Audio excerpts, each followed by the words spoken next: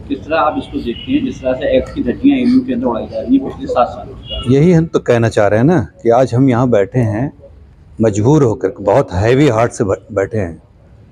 हम एक उस कैंपस में बैठे हैं जिसको हमारे प्राइम मिनिस्टर नरेंद्र मोदी जी ने सेंटेनरी सेलिब्रेशन में कहा था मिनी इंडिया।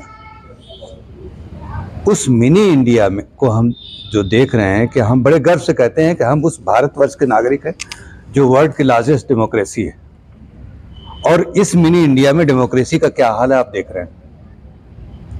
डेमोक्रेसी बिल्कुल नहीं बहाल हो रही है, बिल्कुल पामाल की जा रही है। और आज मजबूर होकर के हम बहुत हैवी हार्ट से यहाँ बैठे हैं। इस वजह से बैठे हैं कि तमाम रिप्रेजेंटेशन के बावजूद, लेटरबाजी के बावजूद ईसी मेंबर्स ने इस वॉइस को रेज किया ईसी मीटिंग्स में, लेकिन बिल्कुल अनसुनी की जा रही है। और ये डेमोक्रेटिक प्रोसेस जब तक बहाल नहीं किया जाए तब तक पारदर्शिता किसी सिस्टम में मेंटेन नहीं की जा सकती। और चूंकि यही वजह है कि पारदर्शिता नहीं मेंटेन हो रही है, हमें मजबूरन आज यहाँ बैठना पड़ा है इस बात को कहने के लिए कि ये बात आप लोगों के द्वारा तमाम लोगों तक पहुंचाई जाए कि एएमयू में पारदर्शिता मेंटेन नहीं हो रही है, क्योंकि डेमोक्रेटिक प्रोसेस मेंटेन नहीं किया जा रहा है।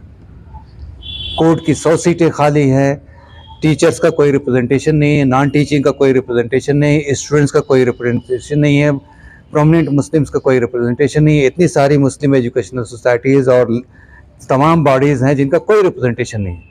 जब इतनी सारी बॉडीज़ वैकेंट हैं तो आप किसी भी चीज़ को कैसे 50% से कम भी की तादाद में कैसे पास कर सकते हैं। जो हाईएस्ट गवर्निंग बॉडी है वो है एएमयू कोर्ट। एएमयू कोर्ट की मीटिंग ही नहीं कर रहे हैं, और जो मीटिंग हुई एक उसका हाल आपने देख ही लिया कि वो कोर्ट में पहुंच गई।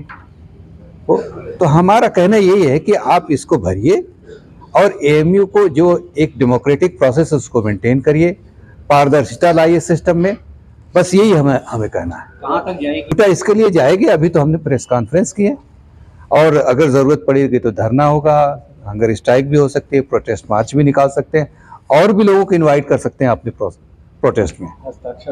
हस्ताक्षर अभियान में चलाएंगे पहले, इस डेमोक्रेटिक प्रोसेस को मेंटेन करने के लिए जाएंगे। जितनी भी पोजीशंस हैं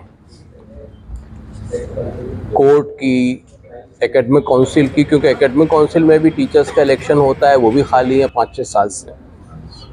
ये जितनी भी पोजीशंस हैं ये ऐसा नहीं है कि हवा में है, ये स्टैट्यूट्स में डिफाइंड है। और स्टैट्यूट्स में डिफाइंड होने का मतलब ये है कि इनको मानना ज़रूरी है। और हमारा स्टैट्यूट 3(2) जो कहता है वो कहता है it shall be the duty of the vice chancellor to see that the act, the statutes and ordinances and regulations are duly observed and he shall have powers necessary to ensure such observance। तो court की बहुत सी vacancies जो हैं वो court की meeting बुलाई जाएगी, वहाँ उसका इलेक्शन होगा, चांसलर का, प्रो चांसलर का, ट्रेजरर का, और बहुत से इलेक्शंस जो होते हैं डिफरेंट कैटेगरीज में। तो कोर्ट की ऑर्डिनरी मीटिंग बुलाई जाती है। इस पर हमने बात रखी, हमने मेल भी किया, डॉक्टर मुसव्विर साहब ने भी मेल किया वाइस चांसलर को, एग्जीक्यूटिव काउंसिल के अंदर में भी बात हुई, उसके मिनट्स में भी रिकॉर्डेड है, और हमें आश्वासन दिया गया कि जल्दी होगी।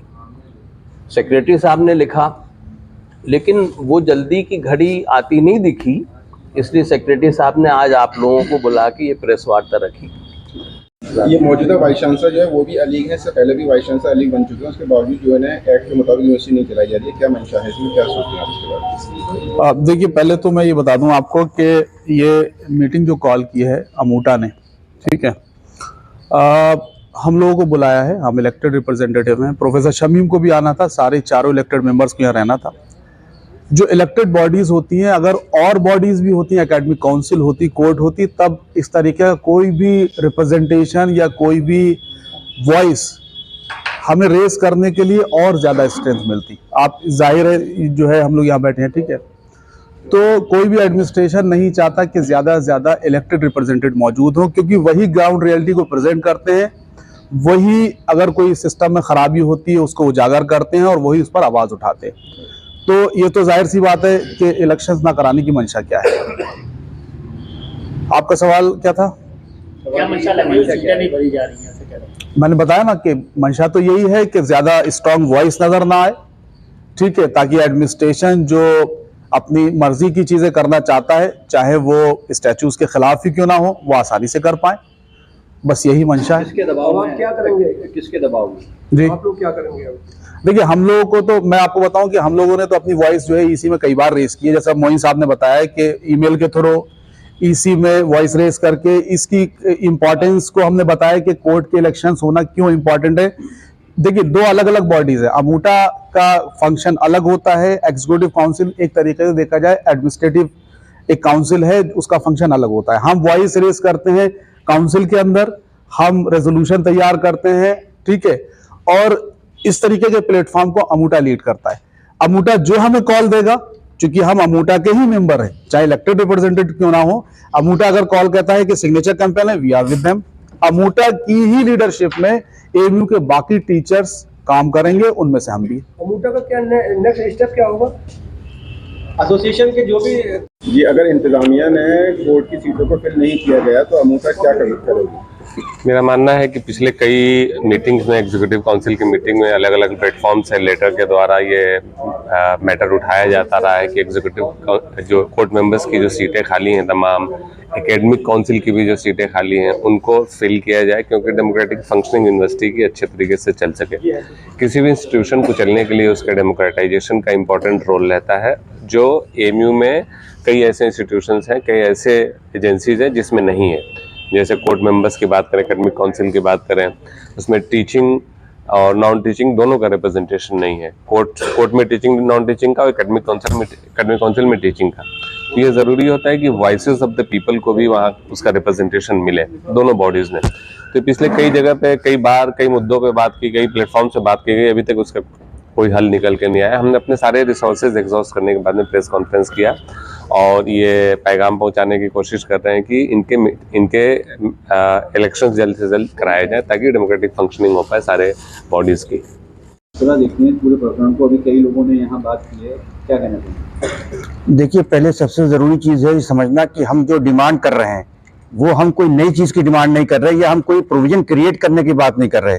जो पार्लियामेंट ने एक्ट पास करके और उसके तहत जो स्टैट्यूट्स बने हुए हैं, उसमें जो प्रोविजंस दिए गए हैं कि यूनिवर्सिटी कैसे चलेगी, उनमें कौन कौन सी बॉडीज़ हैं और बॉडी से कौन मेंबर होंगे, हम उसकी डिमांड कर रहे हैं। तो यानी जो मुल्क का कानून है, हम उस कानून को नाफिज करने की बात कर रहे हैं। तो अगर यूनिवर्सिटी उसको नहीं कर रही तो इसका मतलब ये है कि वो पार्लियामेंट को डिसऑनर कर रही है। और जो हमारी चीज़ें बनाई गई हैं, जिस तरह से हमारे सरकार ने सोचा या पार्लियामेंट ने सोचा कि ये यूनिवर्सिटी चलेगी, ये उस तरह से नहीं चला रहे, उसके खिलाफ जाके चला रहे हैं। और उसके पीछे अगर आप किसी कानून के खिलाफ जाते हैं तो इसका मतलब आप समझते हैं कि आप कोई अपनी पर्सनल एजेंडा को आप इसको आप चलाना चाहते हैं। तो इसका मतलब आप मुल्क के कानून के डिसरिगार्ड कर रहे हैं और पर्सनल एजेंडा पे काम कर रहे हैं।